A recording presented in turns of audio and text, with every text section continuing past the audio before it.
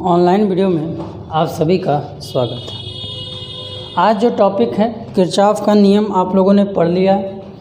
Kirchhoff के नियम का अगर हम प्रयोग कर लें, ध्यान समझिएगा, यदि हम किरचॉफ के नियम का प्रयोग करना सीख चुके हैं तो किरचॉफ के नियम के आधार पर व्हीटस्टोन सेतु मतलब व्हीटस्टोन नाम के साइंटिस्ट ने एक सर्किट बनाया। ऐसा उन्होंने एक चीज़ बताया कि एक चीज़ फिक्स होना चाहिए। उन्होंने उनके शर्त के हिसाब से जो जी पे गैल्वेनोमीटर का जो डिफ्लेक्शन होना चाहिए, जो विक्षोभ होना चाहिए, वो बेटा शून्य होना चाहिए। विक्षोभ जो होना चाहिए वो बेटा शून्य के बराबर होना चाहिए, जीरो। मतलब कुल मिलाकर इससे मतलब इसका मतलब है कि बीडी से कोई धारा न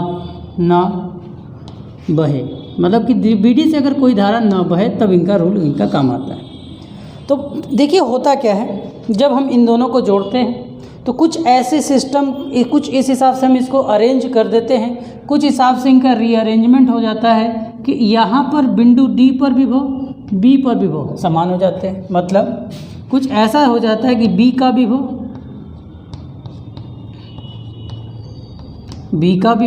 और डी का विभव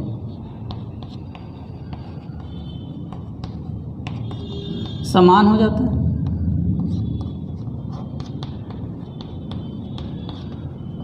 ध्यान समझिएगा, बी का विभव डी का विभव क्या हो जाता है बेटा, समान हो जाता है। अगर ऐसा हो जाता है तो व्हीटस्टोन ब्रिज हमारा काम करने के लिए तैयार है। तो चलिए, व्हीटस्टोन ब्रिज का हम लोग प्रयोग क्यों करते हैं?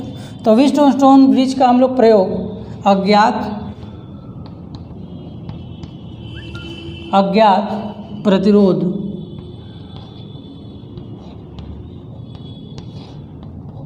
का मान ज्ञात करने में करते हैं। किस में करते हैं भाई? व्हीटस्टोन ब्रिज का हम मान अज्ञात, जो हमारे लिए ज्ञात नहीं, जो हमारे लिए क्या है बेटा, ज्ञात नहीं, अज्ञात प्रतिरोध। जैसे मान लीजिए इसमें से कोई एक आपको ज्ञात नहीं रहेगा, चाहे आपको P का मान आपको नहीं पता होगा, चाहे आपको Q का मान नहीं पता होगा, चाहे आपको R का मान नहीं पता होगा, चाहे आपको S का, कोई एक ऐसा परिपथ होगा, कोई एक ऐसा प्रतिरोध होगा जिसका मान आपको प्राप्त नहीं होगा। उनमें से एक अगर आपको ज्ञात नहीं है तो आप तीसरे का मान ज्ञात कर सकते हैं। यही हमारा व्हीटस्टोन ब्रिज का कार्य है। चलिए हम इनका बात करते हैं कि आखिर इन्होंने क्या दिया। तो इन्होंने हमें ये दिया बेटा, इन्होंने दिया कि आप P/Q कर दो, मतलब प्रतिरोध P प्रतिरोध Q और प्रतिरोध R/S कर दोगे तो इसका मान होगा बराबर। उन्होंने कहा कि प्रतिरोध P प्रतिरोध Q और प्रतिरोध R/S कर दो तो बराबर होगा। ये सब कंडीशन तभी काबिल होंगे जब आपका G का जो मान होगा वो क्या होगा बेटा, शून्य होगा। इस बात को हम बार बार इंडिकेट कर रहे हैं कि इस हिसाब से इसको व्यवस्थित करना होता है, इस हिसाब से इसको हमें व्यवस्थित करना होता है कि हमें लगे कि यहाँ पर G का मान 0 है। इसीलिए गैल्वेनोमीटर लगाया गया ताकि उस पर डिफ्लेक्शन 0 प्राप्त हो। अब कुछ लोगों का प्रश्न होगा कि जब इस पर धारा 0 ही लेना है, कुछ लोगों का प्रश्न होगा जब इस पे धारा आपको 0 ही लगना है तो इसको ले क्यों जाए, इसको रख क्यों रहे, इसको हटा दो, इस पे धारा जीवे नहीं करेगा। सिंपल सा, नहीं बात समझे बेटा। अगर हम इसको हटा देंगे तो ये क्या होगा, परिपथ लूप बना पाएगा। हम इधर के हिस्से को लूप बना पाएंगे? देखो ध्यान से, आधा इधर, एक लूप इधर बन पाएगा? तो हमें 2 टारगेट कंप्लीट करना। एक तो हमें लूप का भी निर्माण करना है जिससे किरचॉफ का नियम हमें प्राप्त हो जाए। दूसरा हमें यह भी देखना है कि इस पर से धारा न बहे।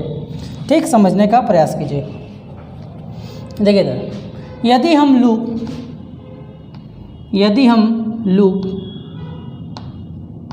हम लूप कौन सा ले ले बेटा, ABDA, लूप ABDA ले लें। ठीक, तो लूप ABDA ले, मतलब हम कहाँ जा रहे हैं बेटा, A से B की ओर जा रहे हैं। कहाँ जा रहे हैं? A से B की ओर। A से B की ओर जा रहे हैं तो हमारी दिशा और धारा की दिशा क्या होगी बेटा, समान होगी। लूप ए से बी की ओर जब जा रहे हैं तो हमारी दिशा और धारा की दिशा क्या होगी बेटा, समान होगी। जब हमारी दिशा और धारा की दिशा समान हो गई तो हम क्या कहेंगे, जब हमारी दिशा और धारा की दिशा समान हो गई तो हम इसकी वैल्यू किस में लिखते हैं बेटा, माइनस में। तो माइनस बहने वाले करंट की वैल्यू क्या है बेटा, I1 है। बहने वाले करंट की वैल्यू क्या बेटा, I1 है। और बहने वाले करंट की क्या बेटा, I1 है। और प्रतिरोध का मान कितना है बेटा, P है। माइनस क्यों लिया आप सभी जानते हो, माइनस इसलिए लिया कि हमारी दिशा और धारा की दिशा क्या होगी, एक जैसी होगी। अब जैसे हम यहाँ से B से C गए, B से C जाने पर हमने तो पहले ही बोल दिया कि गैल्वेनियोमीटर में कोई डिफ्लेक्शन नहीं होगा।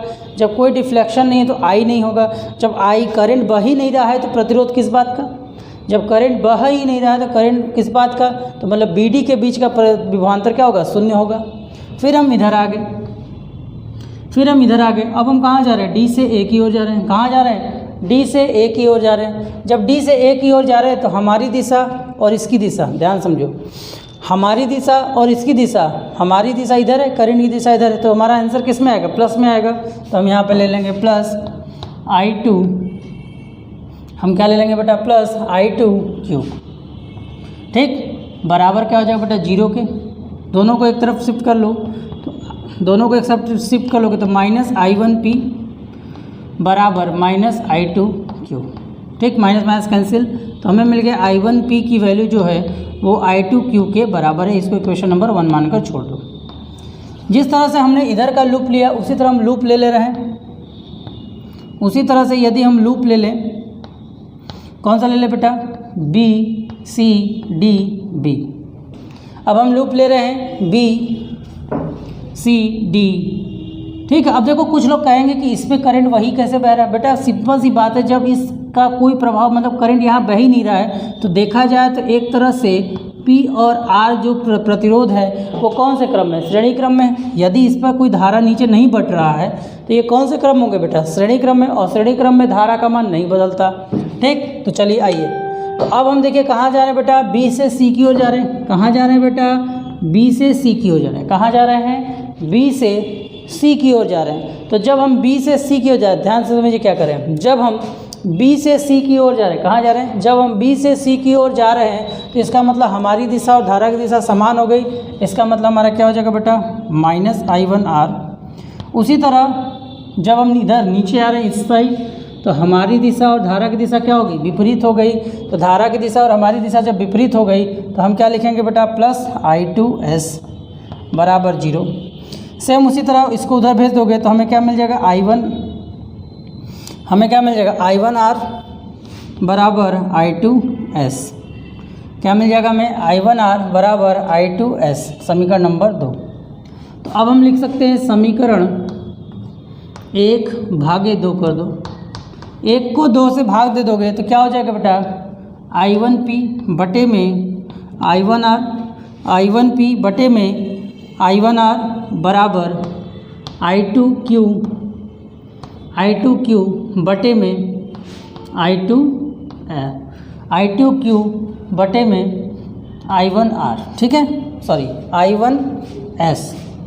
तो देखो बेटा I1 से I1 कैंसिल, I2 से I2 कैंसिल, हमें क्या मिल गया बेटा, P/R बराबर Q/S ठीक। क्रॉस मल्टीप्लिकेशन करके R को उधर भेज दो, Q को इधर भेज दो तो P/Q हो जाएगा और यहाँ आपको क्या मिल जाएगा बेटा, R/S। तो देखिए आ गया कि नहीं आ गया, यही हमारा विनस्टोन ब्रिज का कंडीशन था। तो विनस्टोन ब्रिज का कंडीशन था, मान लीजिए आपके लिए अननोन प्रतिरोध R है, मान लीजिए आपके लिए अननोन प्रतिरोध मतलब कि जो ज्ञात नहीं, अज्ञात प्रतिरोध,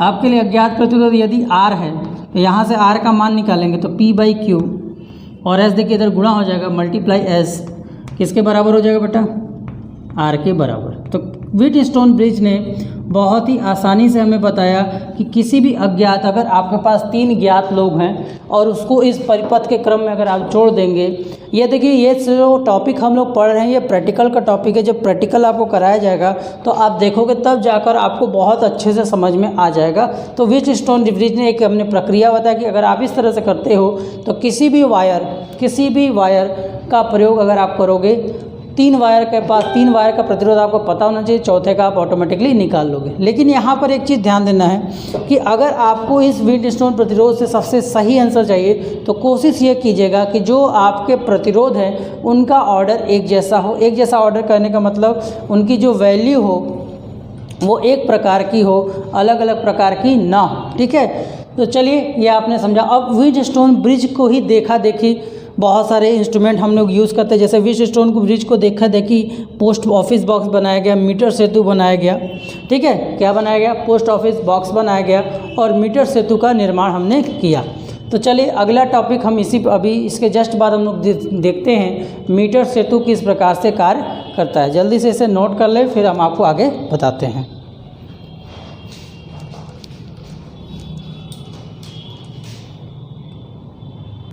चलिए आते हैं हम लोग अगले वीडियो में अगले टॉपिक पर, जिसका नाम है मीटर सेतु। अभी आपने देखा कि व्हीटस्टोन ब्रिज के बारे में हम लोगों ने डिस्कस किया था। फिर मैंने बोला कि व्हीटस्टोन ब्रिज का एक सबसे लेटेस्ट वर्जन, मतलब उसको एक मॉडिफाइड वर्जन बनाया गया जिसका नाम है मीटर सेतु। मीटर सेतु देखिए इसका प्रक्रम कुछ इस प्रकार से होता है।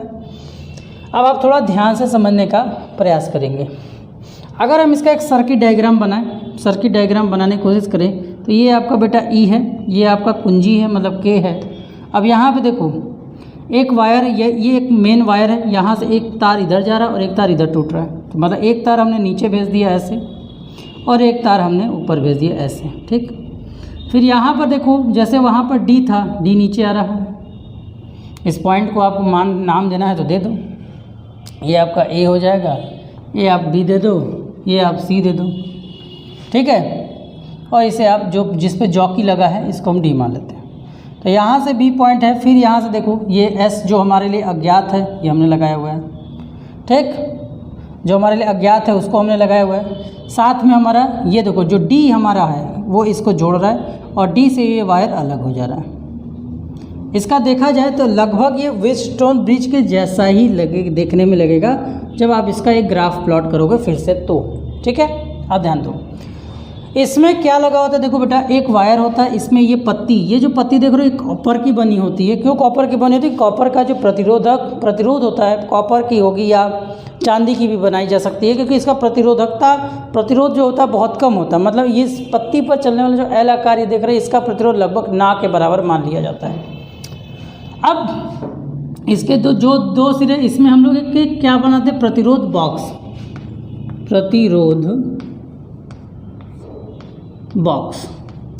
प्रतिरोध बॉक्स क्या होता है बेटा? इसमें एक बॉक्स लगा होता है। आप जाओगे प्रैक्टिकल में देखोगे, उसको निकाल कर हटाकर आप प्रतिरोध के मान को बढ़ा भी सकते हो, घटा भी सकते हो। इससे हम लोग प्रतिरोध बॉक्स करते हैं। फिर जहाँ जिसका हमें प्रतिरोध निकालना उसको हम इन बी और सी के बीच में जोड़ देंगे, जैसा कि यहाँ पे दिख रहा है। और ये जो आप देख रहे हो वायर एकदम सीधा होता है, कहीं से भी कोई टूटा नहीं होता। इसका अनुप्रस्थ काट का क्षेत्रफल, इसका अनुप्रस्थ काट का क्षेत्रफल बराबर होता है, इसका सब कुछ बराबर। ये कितना मीटर बड़ा होता है बेटा? 1 मीटर। और यहाँ पर एक स्केल लगा होता है यहाँ से मेज़रमेंट करने के लिए, यहाँ से एक स्केल लगा होता है इसका मेज़रमेंट करने के लिए। अब व्हीटस्टोन ब्रिज की अगर हम बात करें तो इसकी अगर हम तुलना करें तो ये आप याद करिए, ये था आपका P, ये आपका Q, ये आपका था R, ये आपका था S। तो यहाँ देखा जाए तो ये आपके लिए R, ये आपके लिए P का काम कर रहा है। नीचे वाला ये वाला हिस्सा Q की तरह काम कर रहा है। ये वाला हिस्सा S, ये वाला हिस्सा R है। चलो कोई बात नहीं, इसको हम S मान देते हैं, इसको अगर हम R मान लें तो नीचे वाला हिस्सा आपके लिए R का काम कर रहा है। इस बार अज्ञात आपको याद होगा क्या फॉर्मूला था बेटा? P by Q is equal to S by R था। दरअसल R बाई S, लेकिन हमने S को ऊपर कर दिया तो इसका कॉम्बिनेशन किया था तो हमें क्या मिला था बेटा? हमें P बाई क्यू चाहिए और S बाई R चाहिए व्हीटस्टोन ब्रिज के हिसाब से। अब देखिए ये कंडीशन तभी पालन होगा जब G पर बहने वाला, G पर जो करंट हो वो 0। अब यहाँ पे देखिए करंट लगा और ये जो वायर है इसको आप हाथ से छूकर स्लाइड कर सकते हो, आगे पीछे कर सकते हो। दरअसल यह वायर किसी एक जॉकी एक पेंसिल की तरह नोकीला नुमा संरचना होता है, जिससे हम तार पर उसको स्लाइड कर सकते हैं। तार पर उसको क्या कर सकते हैं बेटा? स्लाइड कर सकते हैं। ऐसे जैसे ये चीज़ है, ये मान लीजिए तार है, ये मान लीजिए हमारी जॉकी, तो उसको हम बड़े आसानी से ऐसे घिसका सकते हैं। तो जब हम जॉकी को क्या करते हैं? ऐसे स्लाइड करते हैं, ऐसे स्लाइड करते हैं। स्लाइड करते जाएंगे तो देखो, जब स्लाइड करेंगे तो गैल्वेनियोमीटर मान लीजिए डिफ्लेक्शन ऐसे हो, अभी नॉर्मली ऐसे है, तो कभी डिफ्लेक्शन इधर कभी डिफ्लेक्शन इधर मान जाएगा, ये आपका 0 पॉइंट है, ये आपका क्या बेटा 0 पॉइंट है। तो जब हम गैल्वेनियोमीटर में देखेंगे कौन सा है, जैसे ही डिफ्लेक्शन 0 होगा, जैसे ये आपका वायर है, ये जॉकी आपने लिया और जॉकी को ऐसे आपने स्लाइड करना शुरू किया, स्लाइड करते जहाँ पे आप स्लाइड करना रुक जाइए, जहाँ पर डिफ्लेक्शन 0 हो जाए, मतलब जहाँ पर विभव मापी जो आपको दिया जाए, उस विभव मापी में जो घुमाव है पेंसिल का, जो उसके कांटे का घुमाव है, वो कांटे का घुमाव रुक जाए, मतलब कांटा किस पर आ जाए 0 पर। जैसे ही आप इसको स्लाइड करते जाओगे, करते जाओ, मान लीजिए इस पॉइंट पर पहुँचने पर, मान लीजिए इस पॉइंट पर पहुंचने पर गैल्वेनियोमीटर पर डिफ्लेक्शन 0 हो गया, मतलब इसमें लगने वाला विक्षोभ जो हमें शून्य मिला, कहाँ पर डी पॉइंट पर। तो हम क्या करेंगे, 0 से इसको नाप लेंगे, एल होगा। अब हो सकता है कि आपका वो 50 सेंटीमीटर पर आए, 30 सेंटीमीटर पर आए, 10 सेंटीमीटर, वो मुझे नहीं पता, मान लिया कि वो एल सेंटीमीटर पर, किस पे है एल सेंटीमीटर पर। डी को 0 से एल सेंटीमीटर ले जाने पर इसका जो पी का मान आ गया, कि इसका जो मान आ गया जी का मान 0 आ गया। तो अगर ये यहाँ से यहाँ तक अगर ये 1 मीटर है, अगर यहाँ से यहाँ तक 1 मीटर है, तो 1 मीटर का मतलब 100 सेंटीमीटर, 1 मीटर का मतलब कितना होता है बेटा 100 सेंटीमीटर। अगर ये 100 सेंटीमीटर, ध्यान समझिएगा, यदि यह 100 सेंटीमीटर, यदि यह 100 सेंटीमीटर है तो इधर वाला हिस्सा कितना हो जाएगा, 100 में से एल कम कर देंगे। अगर ये मान लीजिए 30 आता तो इधर कितना आता 70, अगर ये 20 आता तो इधर कितना आता 80, मतलब माइनस कर देते। तो वही काम हमने किया, चलिए आते देखते हैं। अब देखिए इधर, इसमें अगर आप थोड़ा सा ध्यान से देखें तो आप किसी को भी बटा वटा कर सकते हो, जैसे आप यहाँ ही देखना चाहते हो। तो जैसे देखो यहाँ पे ये आर को उधर भेज दो और पी को उधर, तो आप चाहो इसको चाहो तो r/q और s r/q, आर उधर चला जाओ और इसको s/p भी लिख सकते हो, हाँ या ना लिख सकते हो कि नहीं लिख सकते हो। तो इसके प्रतिरोध को हमने आपके P बना दिया, इसके प्रतिरोध को हमने S बना दिया, इसके प्रतिरोध को हमने Q और इसके प्रतिरोध को हमने R बना दिया। अब एक काम करते हैं, हम किसी तरह दोनों प्रतिरोधों को निकालने की कोशिश करते हैं। सबसे पहली बात, ये जो आप P देख रहे हो, ये जो आप P देख रहे हो, P कौन सा प्रतिरोध है, प्रतिरोध बॉक्स का है, जिसका मान आपको सदैव पता है, जिसका मान आपको सदैव पता है, मतलब इसे निकालने की तो कोई ज़रूरत है नहीं। P क्या बेटा, प्रतिरोध बॉक्स है। प्रतिरोध बॉक्स में जिस चीज़ को आप जितना का प्रतिरोध निकालोगे वही प्रतिरोध उसमें आ जाता है, ठीक है। तो ये इसका प्रतिरोध आपको ज्ञात है और ये तो अज्ञात है, यही हमें निकालना है। तो हमारे लिए ये पता है, ये पता नहीं। अब हमारा टारगेट है कि इन दोनों में क्या कंपैरिजन है, इनको भी हम देख लेते हैं। अब इसमें जो वायर बना जाता है वो कॉन्स्टेंटन का बनाया जाता है या मैग्नीन का बनाया। दरअसल ये जो है ये मिश्र धातु है, इसको इसलिए बनाया जाता है कि इनका प्रतिरोध क्या होता है, काफ़ी ज़्यादा होता है, जिससे एक ही मीटर पे ये ज़्यादा से ज़्यादा वैल्यू को वेरीफाई करा लेते हैं। ठीक, चलिए देखिए ध्यान से। तो हमारा टारगेट है आर और क्यू को निकालना। अगर हम आर के प्रतिरोध को निकालें तो जनरली हमारे लिए प्रतिरोध का फॉर्मूला क्या होता है बेटा, रो L/A। तो हमने बोला कि इसकी लंबाई 1 मीटर है, क्रॉस सेक्शन एरिया मतलब जो अनुप्रस्थ काट का क्षेत्रफल है वो एक जैसा है, इसके अनुप्रस्थ के काट के क्षेत्रफल में कोई भी बदलाव नहीं किया जा रहा है। ध्यान से समझिए, मैं फिर से बोल रहा हूँ, इसके अनुप्रस्थ काट के क्षेत्रफल पर कोई बदलाव नहीं किया जा रहा है। तो जब कोई बदलाव नहीं किया जा रहा है तो रो होगा, L आपका मान लीजिए L है R के लिए, सॉरी, तो L है अपॉन में क्या होता है बेटा A। ठीक, चूँकि R हमने इधर माना है, तो चूँकि R हमने इधर माना तो हमारे लिए लेंथ क्या होगा बेटा 100 - L होगा। तो हमारे लिए जो L होगा वो कितना होगा बेटा 100 - L होगा। कुछ लोग कह रहे होंगे कि सर ये तो सेंटीमीटर में, इसको मीटर में बदलना होगा, तो चलिए बनना है तो बदल दीजिए। तो सेंटीमीटर को मीटर में बदलने के लिए किससे मल्टीप्लाई करते हैं, 10 के पावर -2 से मल्टीप्लाई कर देते हैं। तो हमारा रो हो गया, ये हमारा मीटर बन गया। इसी तरह अगर हम Q का मान निकालें तो Q के लिए भी इसी फॉर्मूले, जनरल फार्मूले की तरह रो यहाँ पे L × 10 के पावर -2, 10 के पावर -2 क्यों करें, ताकि ये मीटर में बदल जाए। और इसका क्रॉस सेक्शन एरिया, क्योंकि वायर का ना क्रॉस सेक्शन एरिया बदल रहा है, सिर्फ कौन बदल रहा है बेटा, उसका लेंथ बदल रहा है। और उसके पीछे भी कारण क्या है, क्योंकि हमने वायर को इधर उधर, मतलब यहाँ पे जो जॉकी है, जो हमारा ये जॉकी है, इसको उठा के इधर इधर इधर इधर स्लाइड कर रहे हैं। ठीक है, समझ में आया।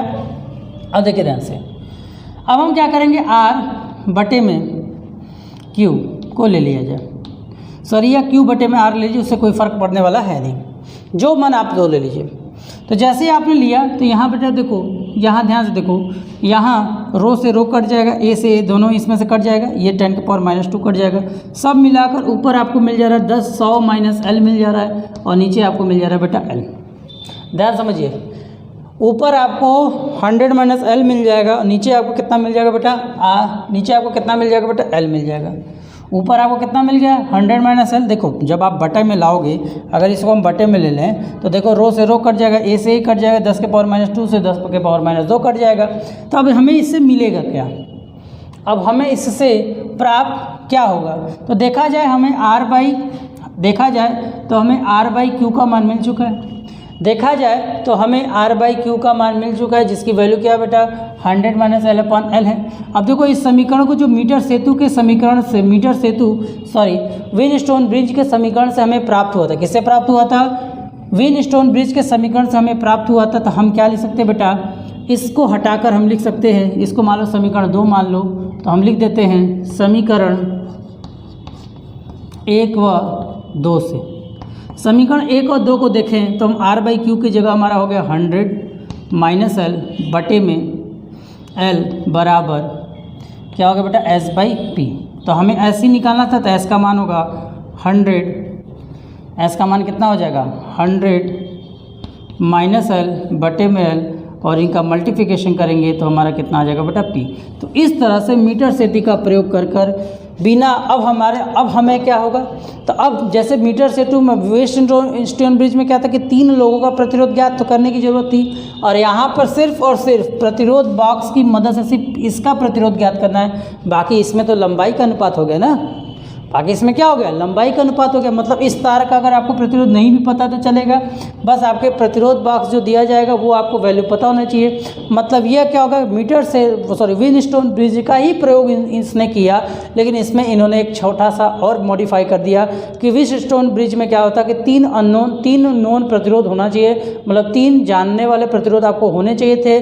लेकिन इसमें क्या है, सिर्फ एक आपका प्रतिरोध बॉक्स ही जानकारी होना चाहिए, बाकी इन दोनों की जानकारी, जैसे इसकी जानकारी नहीं भी होगी तो चलेगा। तो इसका जो अनुपात आपको मिल रहा है 100/L, मतलब ये इसके लेंथ के अनुपात पर हो गया, जिसे हम स्केल से बड़े ही आसानी से नाप सकते हैं। ठीक है, तो ये क्या व्हीटस्टोन ब्रिज पर ही है। अगला टॉपिक हम लोग पढ़ेंगे पोटेंशियोमीटर, वो हम आपको नेक्स्ट वीडियो में पढ़ेंगे। वो एक बहुत ही इंपॉर्टेंट टॉपिक जिसको आप बड़े ध्यान से अवश्य पढ़िएगा। धन्यवाद, नोट कर लीजिए।